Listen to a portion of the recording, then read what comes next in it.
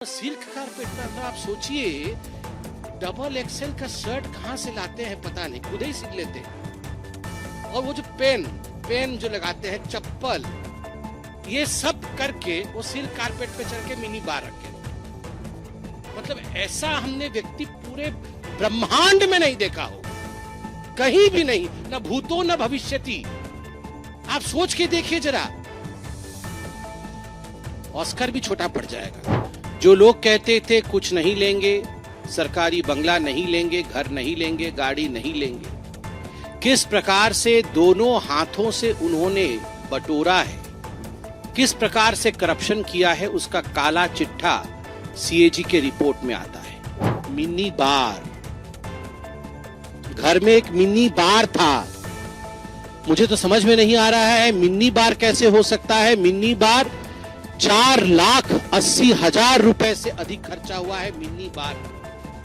अब स्वाभाविक है, एक्साइज घोटाला किया तो मिनी बार तो होगा ही। ये व्यक्तिगत विषय है, घर में कौन बार रखता है नहीं रखता है, इस पे मुझे कमेंट नहीं करना है, मगर मिनी बार सरकारी खर्चे पर, यह चिंता का विषय। सीएजी की रिपोर्ट आई है, दिल्ली की सरकार किस प्रकार काम कर रही है। अरविंद केजरीवाल जी की सरकार के कामों का मुआयना controller and auditor general CAG उन्होंने किया है और वो रिपोर्ट आज पब्लिक हुई है, अखबारों में भी छपी है, मीडिया में भी विषय चल रहा है। और याद रखिए, जब मैं सीएजी का रिपोर्ट कहता हूं तो उन दिनों को याद करिए, 2012-13, उस समय यही अरविंद केजरीवाल जी थे जो रोज शाम को सीएजी का रिपोर्ट लेकर बैठते थे और इस पर प्रेस कॉन्फ्रेंस करके सीएजी के रिपोर्ट पर ही इनकी पहली सरकार शीला दीक्षित के खिलाफ, कांग्रेस पार्टी के खिलाफ दिल्ली में बनी थी।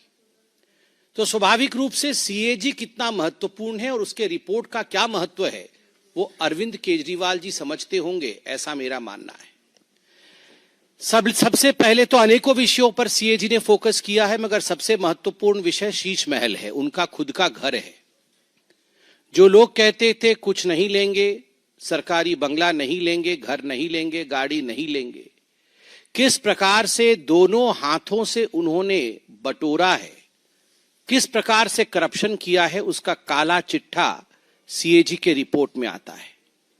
अब ये अरविंद केजरीवाल जी, उनका जो डेजिग्नेटेड घर है उसका एड्रेस है 6 फ्लैग स्टाफ रोड, आप सभी जानते हैं। अब ये फ्लैग स्टाफ रोड कोई आज का मकान नहीं है, जैसे यहां एमपीज के मकान होते हैं, सारे एमपी मिनिस्टर इत्यादि रहते हैं, ये पुराने जमाने के मकान हैं। कभी कभी इनमें रिनोवेशन होता है, रिनोवेशन होने के बाद ये रहने लायक बनते हैं, एक स्वाभाविक प्रक्रिया होती है। मगर आपको जान के आश्चर्य होगा कि सीएजी की रिपोर्ट कहती है कि 17 मार्च 2020, 17 मार्च 2020 को दिल्ली की पीडब्ल्यूडी डिपार्टमेंट ने एक प्रपोजल दिया कि इस 6 फ्लैग स्टाफ रोड को, केजरीवाल जी के मकान को रीमॉडलिंग करना होगा। और ये रीमॉडलिंग कोई छोटा मोटा काम नहीं होगा, ये पूरा डेमोलिश करके, एक सिंगल स्टोरी बिल्डिंग थी ये, उसको पूरा डेमोलिश करना होगा और उसके ऊपर एक एडिशनल स्टोरी बिल्डिंग बना करके एक और मंजिल ऐड करना होगा और बड़े रूप से इस मकान को बनाना होगा। और ये प्रपोजल दिया 17 मार्च 2020 को पीडब्ल्यूडी डिपार्टमेंट ने, और एक दिन के अंदर ही इस प्रपोजल को मान लिया गया। विश्व में मुझे लगता है कहीं भी ऐसा नहीं हुआ होगा कि प्रपोजल आज दिया गया और आज ही मान लिया गया है, तुरंत मान लिया गया। अब मान लिया गया तो क्या हुआ, तो एस्टिमेशन होती है, कोई बिल्डिंग बनेगा, उसको तोड़ा जाएगा, नई बिल्डिंग बनेगी, तो एक एस्टिमेटेड कॉस्ट निकालना पड़ता है कि इतना खर्चा होगा।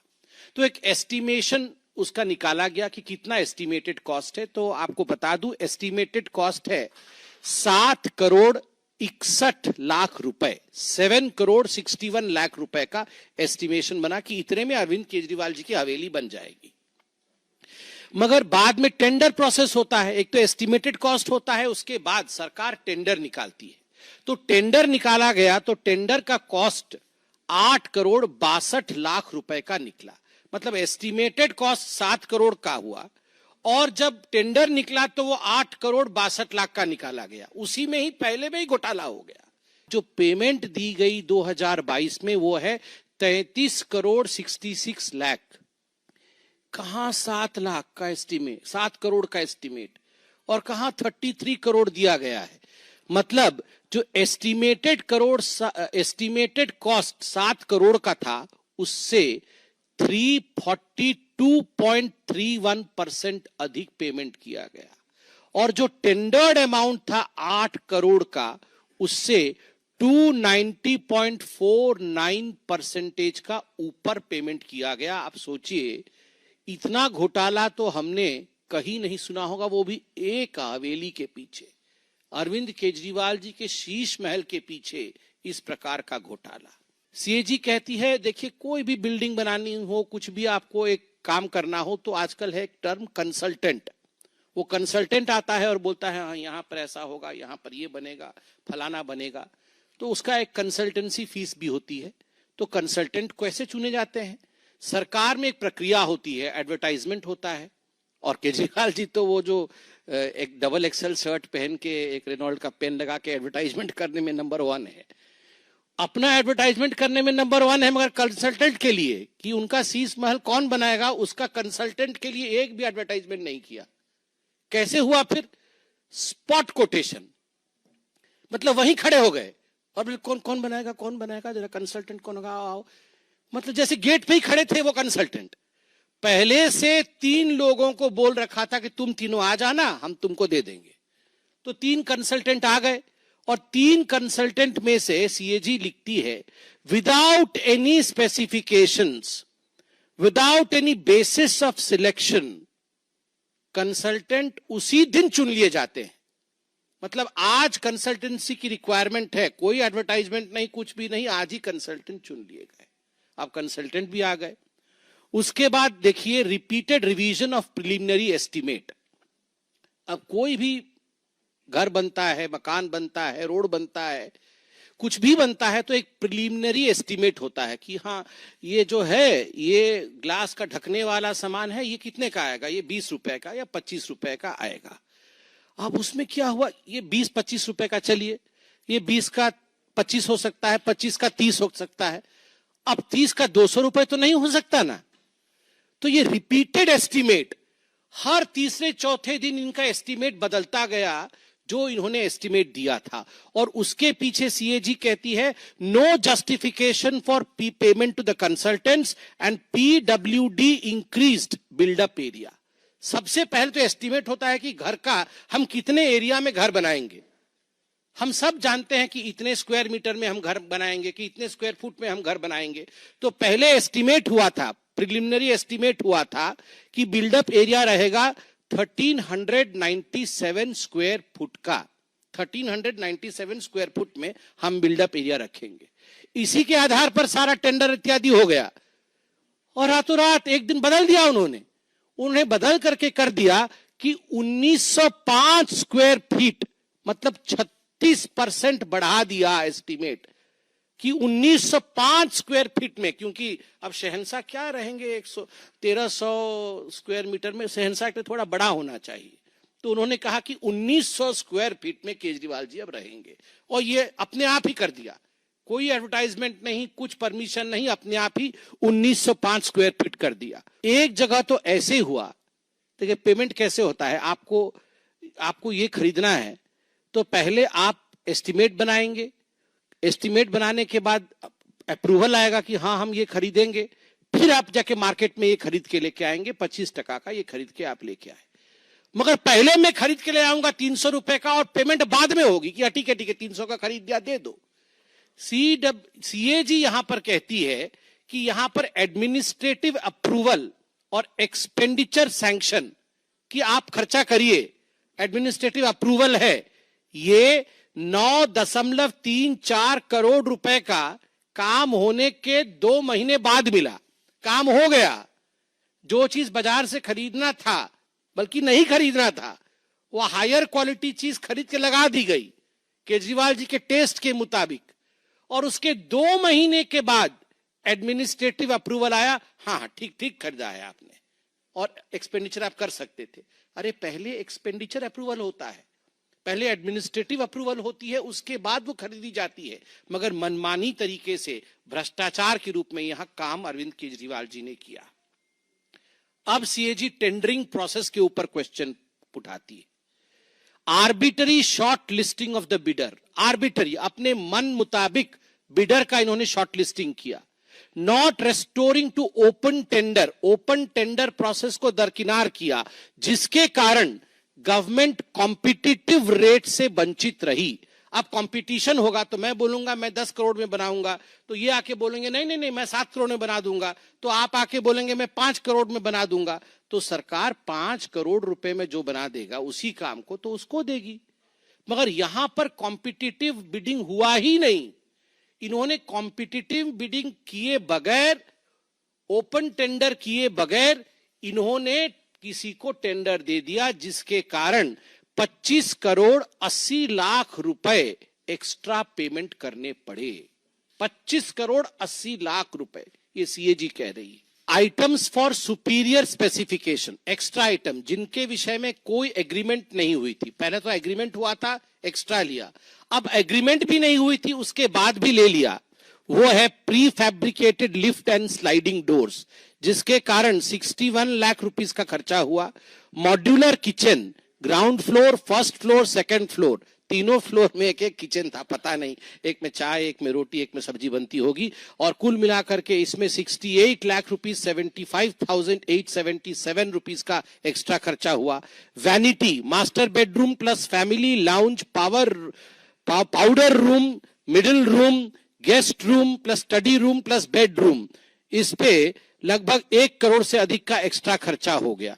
अब ये बहुत सारी ऐसी चीजें हैं, मैं वो पर्दा कितने का है वो सब बता चुका हूं, बताना नहीं चाहता हूं। ये एक्स्ट्रा खर्चा हुआ है, मगर आज तो मुझे बड़ा आश्चर्य हुआ है। मुझे तो, आपको भी हो रहा होगा, मैं थोड़ा बता दूं। Where the money was spent, the cost including installation charges, some of the most expensive items at the residence. सबसे एक्सपेंसिव आइटम तो टीवी कंसोल है, तो हमेशा एडवर्टाइजमेंट में रहना है तो टीवी पे ही होगा। टीवी कंसोल पे 20,34,200 रुपीज, कंसोल पे, टीवी पे नहीं, केवल कंसोल लगाने पे 20 लाख रुपए।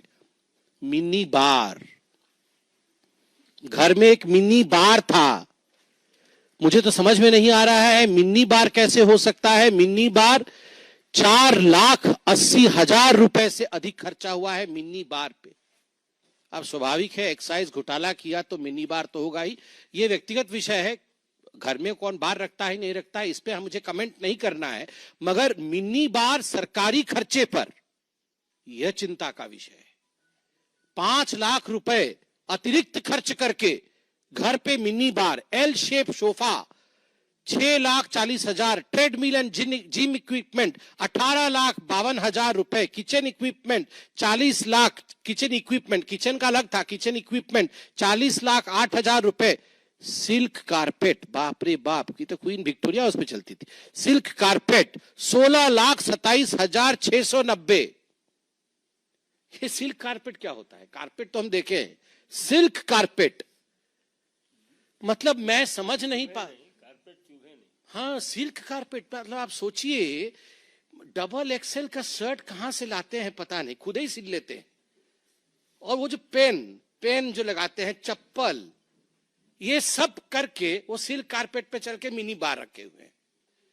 मतलब ऐसा हमने व्यक्ति पूरे ब्रह्मांड में नहीं देखा होगा, कहीं भी नहीं, ना भूतो न भविष्यति। आप सोच के देखिए जरा, ऑस्कर भी छोटा पड़ जाएगा।